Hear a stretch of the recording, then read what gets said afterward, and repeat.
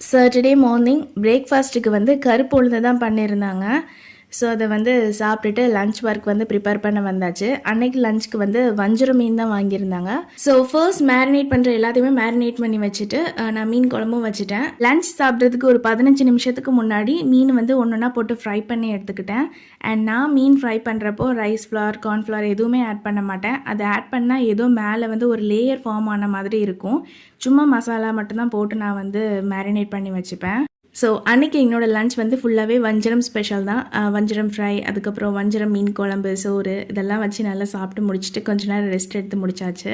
மீன் வந்து குக் பண்ணுறதுலாம் ரொம்ப ஈஸி. பட் மீன் சமைச்சதுக்கப்புறமா கிச்சன் ஃபுல்லாக க்ளீன் பண்ணுறது தான் ரொம்ப பெரிய வேலையாக இருக்கும். நானுமே வந்து கையோட க்ளீன் பண்ணி முடிச்சிட்டேன். அண்ட் அன்றைக்கி ஆப்பிள் வாங்கிட்டு வந்திருந்தாங்க. அதையுமே பேஸ்கெட்டில் போட்டு நான் வந்து எடுத்து வச்சுட்டேன். ஸோ அன்றைக்கி ஈவினிங்க்கு வந்து பீனட்ஸ் வந்து நைட்டே ஊற வச்சுருந்தேன். அதையுமே வந்து கையோட வேக வச்சாச்சு.